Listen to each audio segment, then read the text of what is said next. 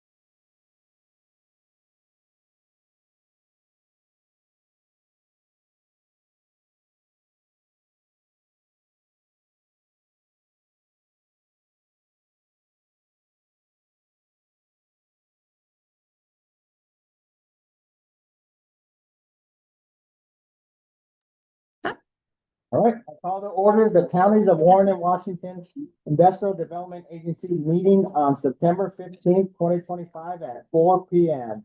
Can I have a roll call, Ally, please? Yes, Tim Robinson, Here. Dan Bruno, Here. Jim Nolan, Here. Trisha Rogers, Nick Caimano, Here. John Tafflin, Here.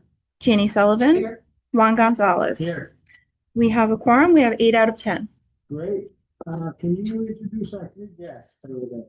Yes, we have Connor McCoy from MBT, Chris Patton from Patton Property Management, sorry, and Charlie Tall, Supervisor of Dresden. Second best beautiful town in Washington County, right? All right, moving on. I truly appreciate the work of this board. If there's any doubt on how busy we are, the minutes of the August 18 meeting are in your board packet. It starts on page 2 and ends on page 8. I will entertain a motion to approve the minutes. Jim, second. Tim, any discussions or corrections? All in favor? Aye. Any opposed or abstain? Motion carries. All right, we'll turn it over to Chuck for consideration of the Patton Property Management Washington Square project approval resolution. Okay, as you might recall, we accepted this application a month ago. We had the public hearing today. We actually had 2 people from the public comment. No major opposition, no questions and anything else, and one strong endorsement. So with us, we have Chris Patton again. He'll get up and he'll explain the project. I'll go through the incentives, the economic impact, and then we'll open it for additional questions. Go on, everyone. Back, Washington Square project is 54 unit construction, two different buildings. So it's a 24 unit building on Vine Street, and then a 30 unit on Harlow. Discovered this project while building Washington Phase 1 across the street there. Across the street, standing on a balcony and overlooked a couple buildings that were dilapidated and need something new. So, coinciding with all the revitalizations happening downtown and really helping to fulfill the need for, the housing, we have a housing, we're a housing. We'll have lots of words, but anyways, fulfilling the need for extra apartments. in the city. So, I actually have, I think, just under 75 one-bedroom apartments, and talking like mom and staff today, we have 4 two-bedroom apartments that are available, and none of our one bedrooms are available at all. So, and with a waiting list to get in, so it definitely is a current market study of shortage of one bedroom houses. So, this project is a 3-phase project. Phase 1 has already been completed, which was the demolition of the 3 buildings there, 2 on Glen and 1 on Harlem. And start to fill those holes in, preparing for a pad site spring. There will be instead of 24 units in the middle building on Hudson Street. That will be phase 2. We'll finish that building, soup it up before we start phase 3, which is the 3rd building, 30 units. We're gonna rework the parking lots that are behind, which are the part of the building, and that'll become a shared parking lot for the attorney's office as well as the apartments here. It's going to have operating landscaping, cameras, lighting. It'll be a beautiful project, and it's walking distance to downtown, and to help bring more people walk the streets and help your business downtown restaurants. So it's to be to prove it.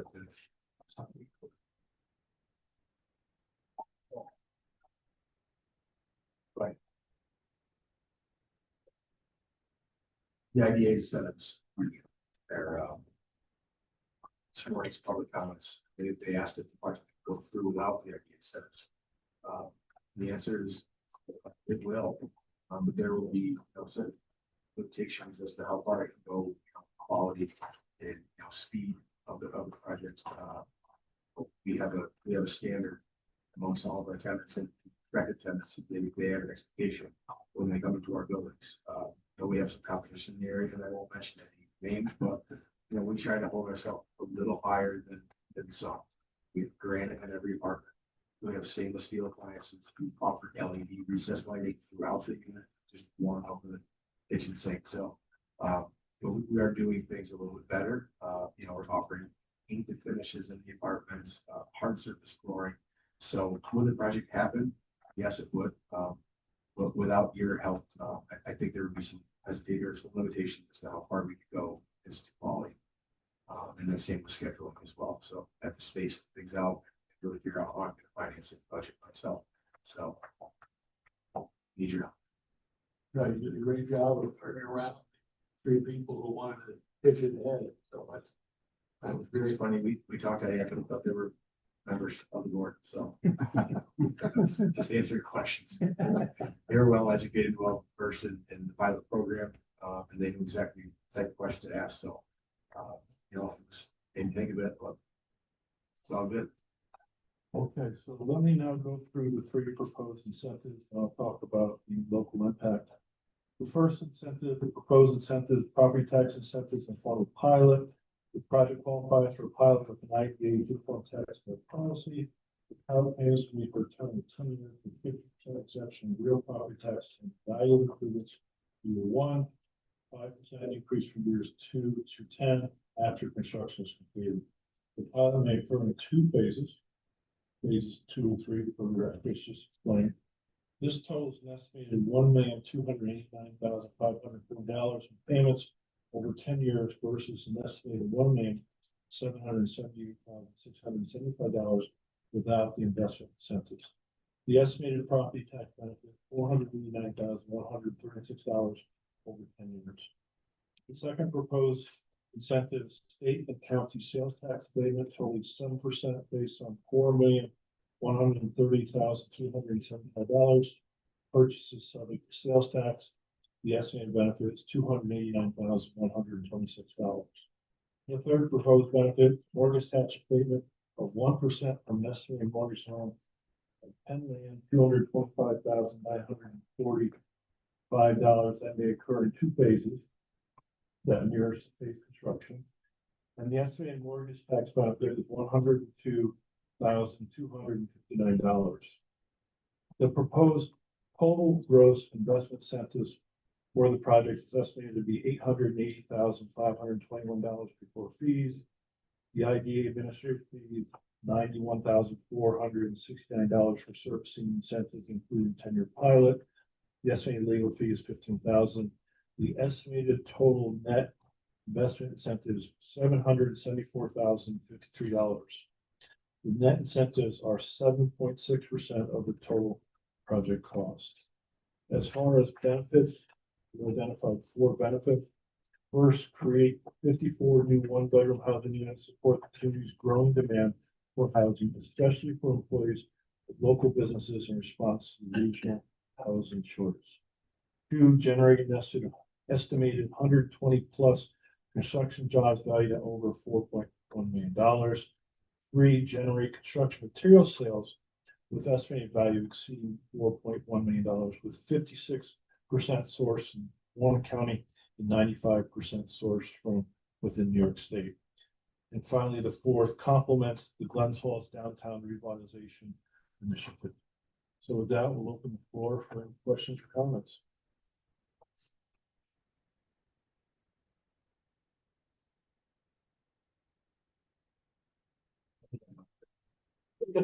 Just getting started is what he's saying. What he really means, getting started. Any comments from the board? Any comments from the public? What might be the estimated rent average for a particular floor?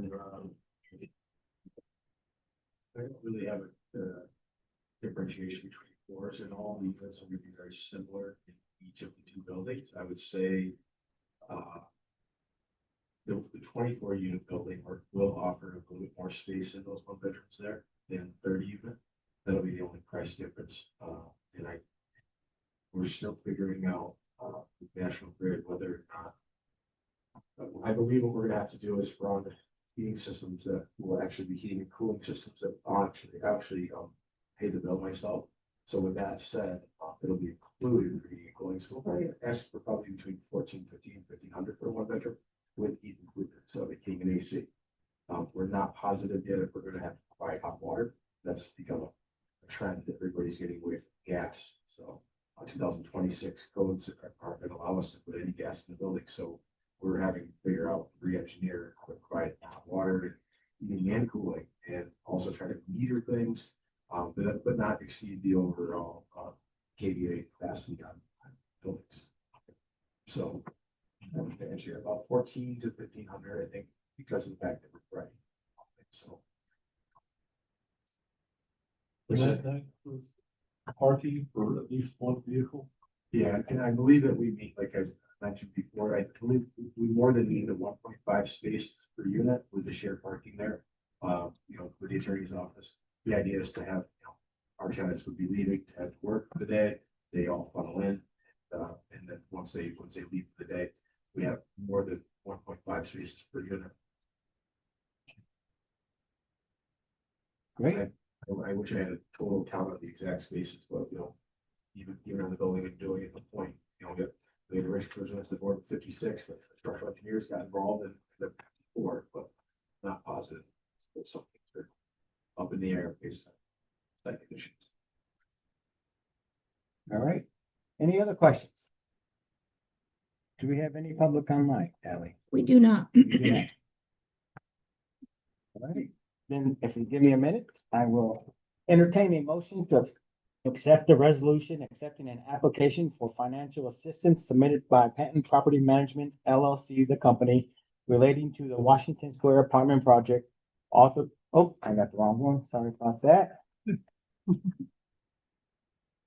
Appointing Patton Property Management LLC, the company, as agent of the agency for the purpose of constructing and equipping the project facility to be known as the Washington Square Apartment Project as defined herein, and authorizing the execution and delivery of a project agreement and lease agreement and related documents by and between the agency and the company.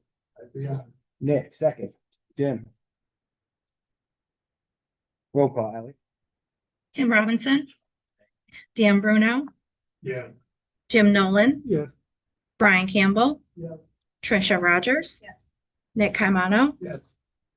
John Taflin, Yes. Jeannie Sullivan, Juan Gonzalez. Yeah. Motion passes. Motion carries. Appreciate it. Appreciate you guys again. Now the hard work begins. I do have a normal statement that I make once we get past this part, and heard it already, is the state giving us leeway to do economic development for our counties. Is prudent that the administrative annual stuff that Ally will be working with you and your team. We've got deadlines, massive deadlines that we've got to meet, and just appreciate the proper attention to detail on those once you get information from Ally over the next decade of our relationship. Great, appreciate it. Thank you. Very good. You can stay, but I know you're very busy. Oh, actually, here was the next day out there. Thank you. Get them back to you. The other thing. Thank you. Congratulations. Thank you, everyone. Appreciate it. Take care, Chris. Take care. Good luck. Thank you. All right, let's turn it over to the treasurer, account payables. Sure. Gonna flip to page one. So on page one, you have payables of 37,260. We're asking for your approval. And we also have two to add to it. So the two being added are Fitzgerald Morris Baker Firth, $1,907. Needs to be added to the minutes, right? Correct. And that, of that, $1,171 is reimbursable. And then we have Canal Side Court, our annual permit fee of $370. They didn't make the list, they need to be on the list. So we're asking for your approval for this plus near $39,000 worth of, or $40,000 worth of payables to be paid. Can I ask a question? Absolutely. Well, the first question I'll have is under National Grid, Mhm. the $6,000 there, what is that? $605 in it? No, 6,312. Oh, that one? 312.81. Yeah, so this is substation at the Canal Side That's it. that we have to pay, and then we get reimbursed. I wasn't angry at you, I was angry at me because I couldn't follow it. That's how I. But I've got a question now for you. Sure. Since these are in our pockets, cash we're gonna go right now, doesn't it sound right? I hear you almost all the time telling us what some of these are. Yeah. Why not just have that list and tell us what those are when you make this up, so we know what it is? You do have a list. You No, I'm talking, I didn't know, what that, something. Well, Okay, yeah, you can call me anytime. We'll have, Okay, happy to, that I'll do. I'll happy to work with Ally to explain them. Yeah, that's good. Some of it is, Yeah. it's based on Very my good, thank you, limited knowledge and her full knowledge. and thank you. Anything you don't understand, just let me know. Yeah, okay. Great. Any other questions? All right, well, with that, I will entertain a motion to accept the payables with the two additions that were made. Must be me. Nick, second. Brian. Roll call, Ally. Tim Robinson, Yes. Dan Bruno, Yeah. Jim Nolan, Yes. Brian Campbell, Yes. Trisha Rogers, Nick Caimano, Yes. John Tafflin, Yes. Jeannie Sullivan, Juan Gonzalez. Yes. Motion passes. All right, move on to year-to-date financials. Sure, you're gonna turn to page 9, for the income statement year to date. And I'll just go over some highlights, so our our operating revenue from Canal Side is down slightly, about $30,000. This has to do with, some of the lease falling off throughout the year, but it's still significant income to the agency through in 2024 or 5. I'm sorry.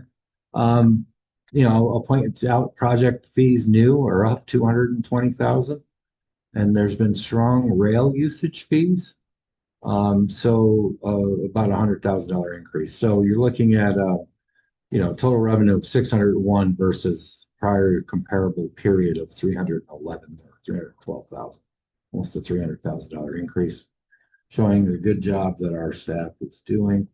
And then on the expense side, a lot of reimbursables in here that will net out eventually, but our when they are reimbursed, but our income is significantly higher than the loss we're reporting for the years.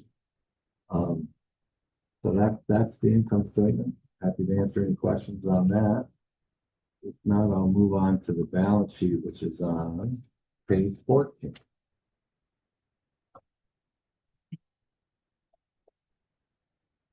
Very strong cash position at the end of August 25, the 2.5 million in our checking and money market account. You'll notice under other current assets, a substantial decline in lease receivable. That has to do with our lease running out with CHPE. That's how they account. That's how it's accounted for. Lease receivable, and on the other side, it's a liability. So I'll go over that in a second. But you can see that, you know, we have strong assets. On the following page, which is page 15, the deferred inflows of resources, canal side lease, 139,000. Down again, down substantially. These are just adjustments to these balance sheet items as we collect our rents. But you can see we have very little in the way of liabilities and a strong net worth position with strong working capital. And certainly answer any questions. Financials here today. Just one comment, as everybody can see that the land at Canal Side is valued at $11.7 million on the balance sheet.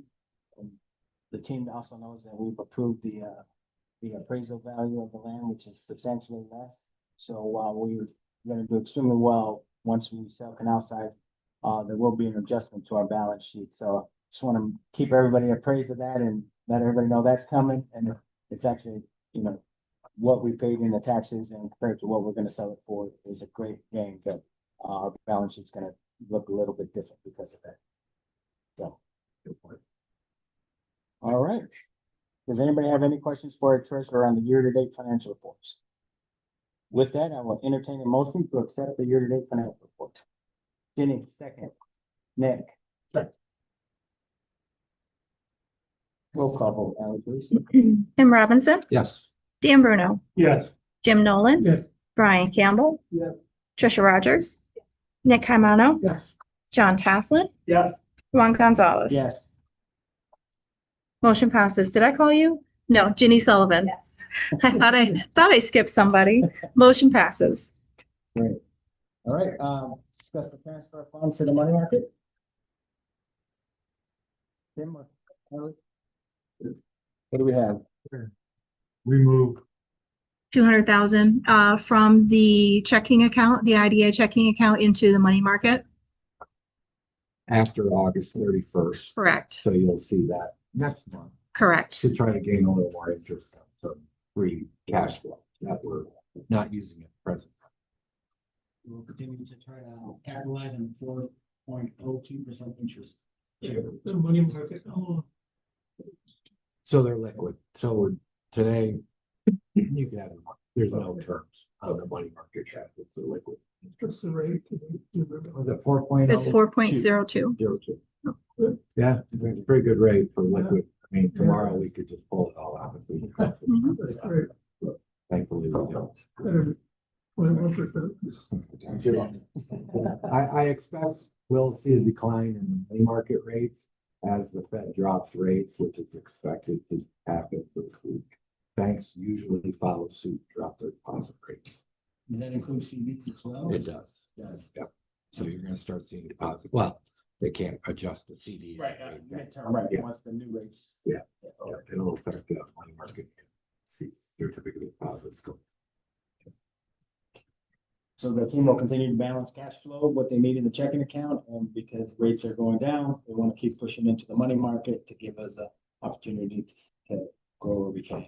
And you can see that interest income on our profit and loss statements anytime you need it. Good. Any questions on that? Do we need a board vote for that? We did. So the board vote for the money market. Transfer to the money market. We did. All right, with that, I will entertain a motion to accept the transfer of funds to the money market. Jim, second. Brian. Ally, roll call, please. Tim Robinson, Dan Bruno, Yes. Jim Nolan, Yes. Brian Campbell, Yes. Trisha Rogers, Nick Caimano, Yes. John Tofflin, Yes. Jenny Sullivan, Juan Gonzalez. Yes. Motion passes. Great. Thank you, Mr. Treasurer. All right, reports committee, Park Chair, please. Yes, sir. Regarding canal side, as Mr. Robinson alluded to, the handling shipping of Zoom, there's really strong. Doing very well, so that's good for us. Kiewit is winding down, removing equipment, materials, et cetera. I'm sure Mr. Barton will have more to say about this. We chime in anytime. They're heading towards their date of being gone, so to speak, of March, or end of March 2026. So they're involved with that. Everett Scully is doing a good job maintaining the site. So there's blowing brush, etc. We did have rental of a more large, more industrial type mower there, terminated that. So we'll wait to see what happens. Potential sale before we dive into purchasing anything that might end up being falling to the new owner.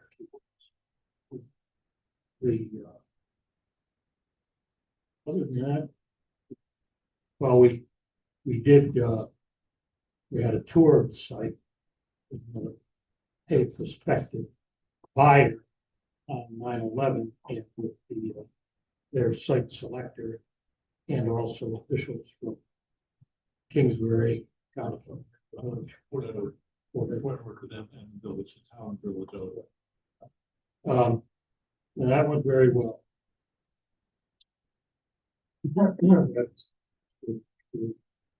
Mr. Barton will expand on that. The airport industrial park, we have a good prospect with respect to sale of the remaining property there. Reduced somewhat by the regulations imposed by DEC with respect to wetlands. Yeah. So, but that looks good, and hopefully also unload the heavily impacted or wetland areas that really are no good for us. So all goes well. In the not too distant future, we will be done with the airport industrial park, which maybe you know much about that, but it's been around a long time. We would be very happy to just be done with it. So Looks like $1,000,000 across the street now. Yeah. Could that help us? Like, does that place down? it might, That place is unbelievable. so that's it for me. Question. On PHP/Q. And maybe Chuck is better knows this answer. Are they fully expecting to go online? Have you gotten any updates? So that, because we're entitled to one more large payment and not until they go on, the power goes online. Are they on track, and who did you hear that from? They're publicly saying we'll go online in the second quarter, Second quarter. and for the reason in the draft budget we're working on, we're expecting saying the fund will be at the end of June. At the end of it. So, up here, a lot of the line is completed. It's more of a southern tier now. Also, the plant that we're receiving and converting the energy, that's well underway with this construction. So assuming that continues to go well, they are saying they're going to turn it on by the end of the second quarter.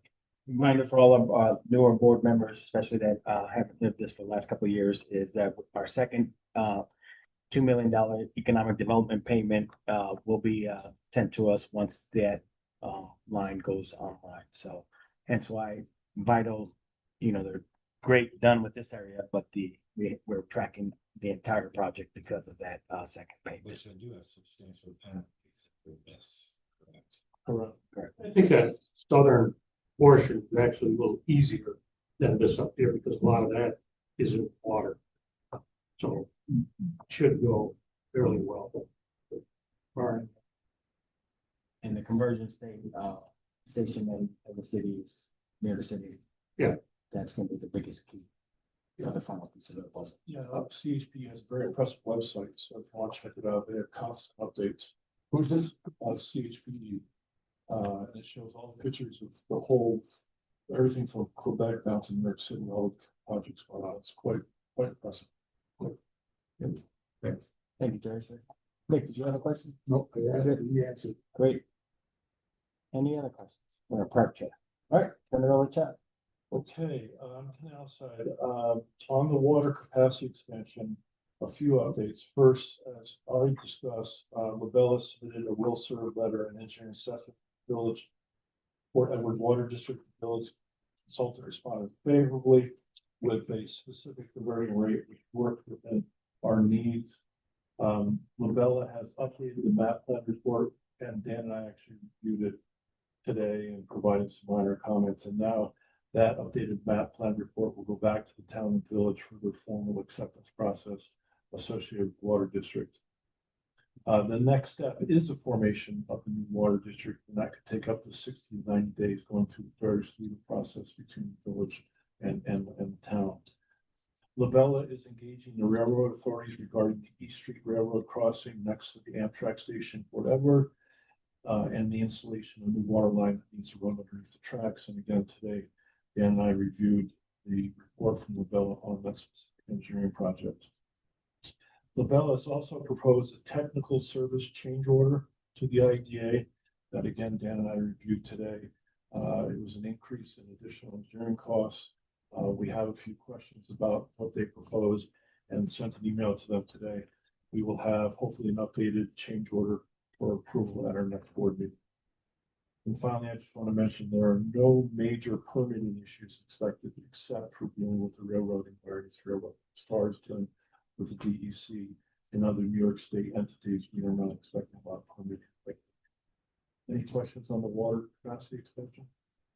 And Dan, anything to add? No, I think Okay. that. On the new wastewater system, I have, looks like 4 updates.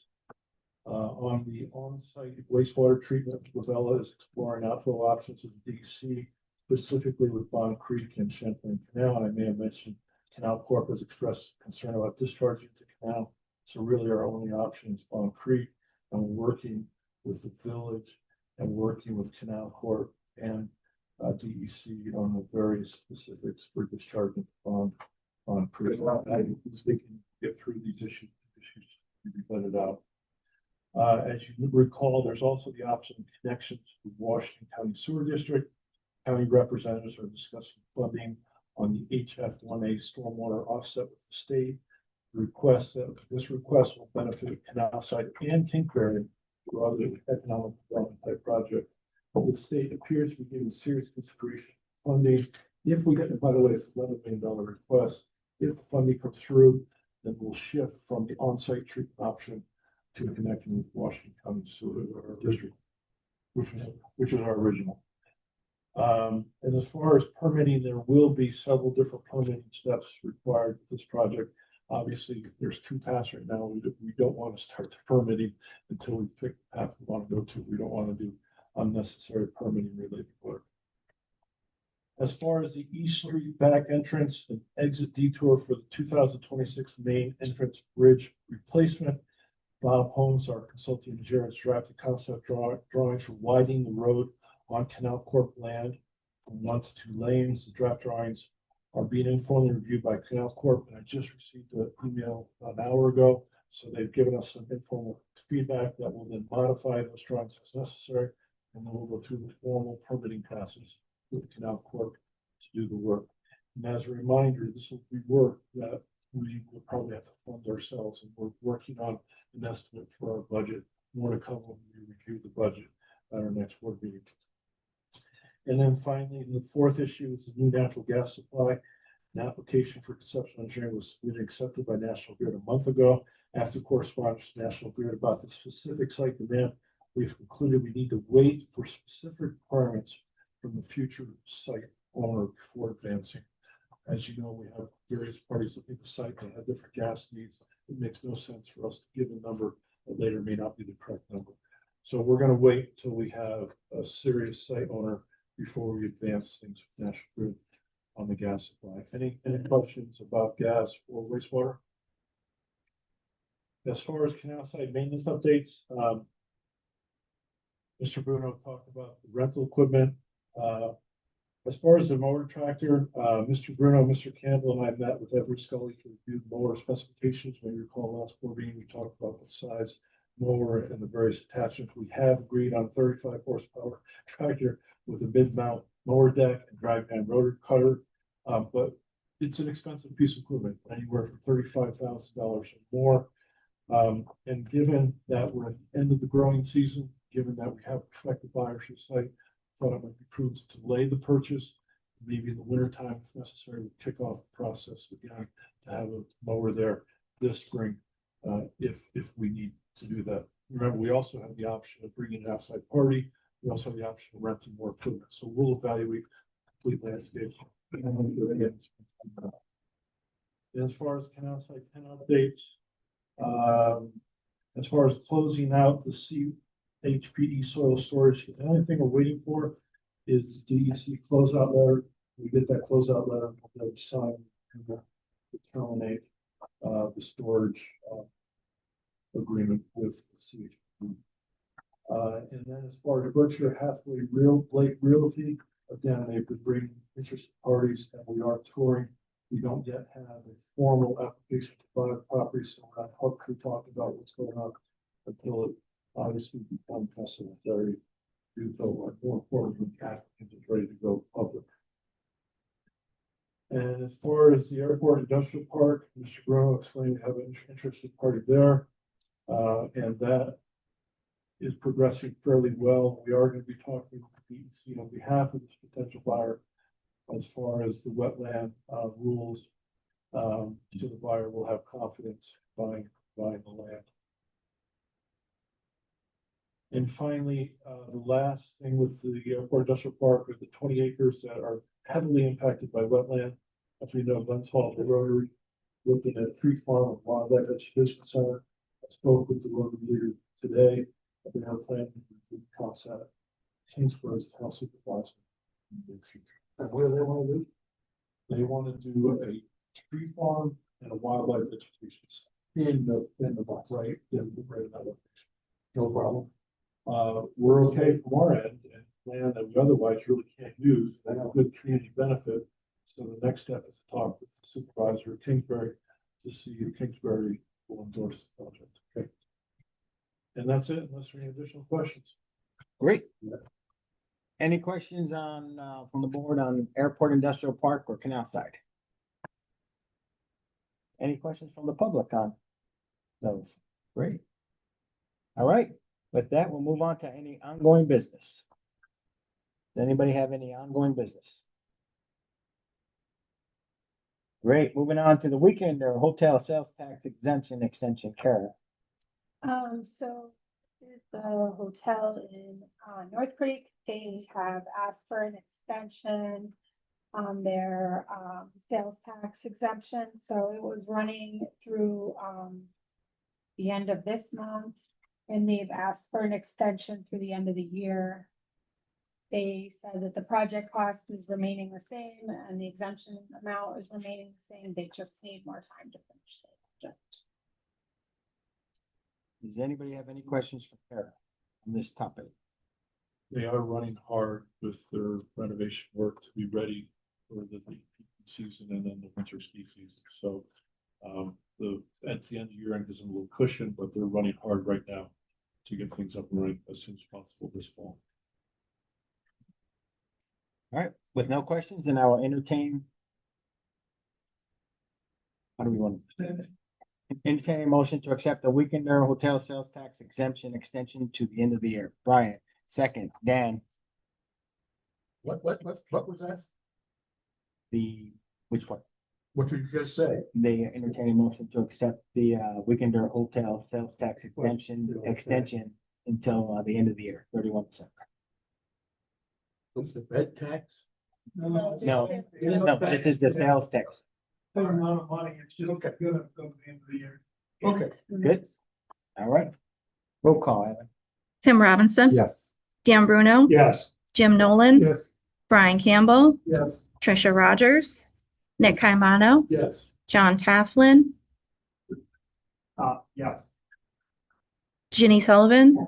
Juan Gonzalez. Yes. Motion passes. Great.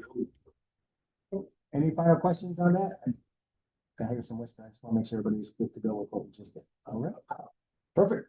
Let's move on. Staff report, CEO. Okay, I'll try to breeze this pretty quickly. This is a report from August 19th to September 15th.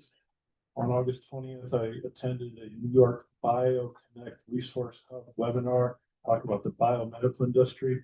Very interesting, but quite honestly, it's a little bit more geared towards metropolitan areas.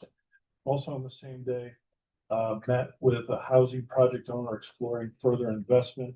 More to come on that. It's still early in the process with what this housing project owner is considering to do. The next day, on August 21st, toured the facility of a manufacturing business considering expansion into Washington County. More to come on that. They're continuing to work on due diligence. Also on the 21st, met with the leaders of the West Mountain Development Project, along with Warren County EDC, to evaluate the economic impact of the investment and the economic impact of if the ski area eventually does not have success with its gross endeavors. And then on August 28th, attended a regional strategic alliance meeting with WC, Warren County EDC, and other entities. We had a new participant, SUNY Adirondack, a gentleman, Bob Bullock, and he's very informative about some of the economic activity that he's seeing through SUNY Adirondack. Then on September 3rd, met with this protected buyer of the Ferguson Lane extension that Mr. Bruno just referred to. And as I mentioned before, that person is very serious about buying and doing due diligence accordingly. On September 9th, Ally and I had a conference call with Hartmore IBA to discuss their involvement with brownfield redevelopment. As we think about our future, we're realizing that we are good at site redevelopment. Perhaps there's an opportunity for us to get involved with brownfield redevelopment within Warren and Washington counties. Obviously, bigger sites. This is an idea we'll be bringing to the board, future board meeting, but we're starting to do our due diligence on the opportunity. And actually, this week I'm going to brownfields down in Schenectady. Again, the idea is trying to learn more, which might make sense for us as an organization.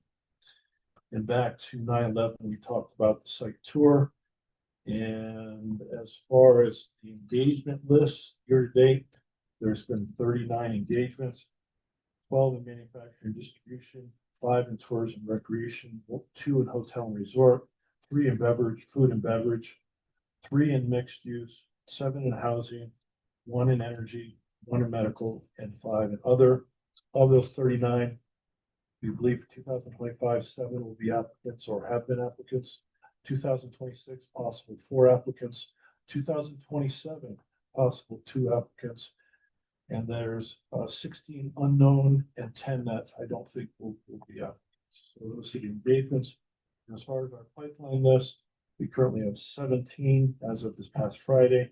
We have 6 in housing, 4 in hotel and resort, 4 in manufacturing distribution, 2 in mixed use, and 1 in food and beverage. And of those, we have 1 application that we've just approved here that was accepted in the prior meeting. We have 2 applications that are in development. We have 5 possible applications, certainly that won't be until 2026. We have 9 entities exploring applications, so a total of 17. And we've had over 50 for various reasons have decided not to advance the project or an application at the IDA. And that's it, unless there are any questions. Any questions?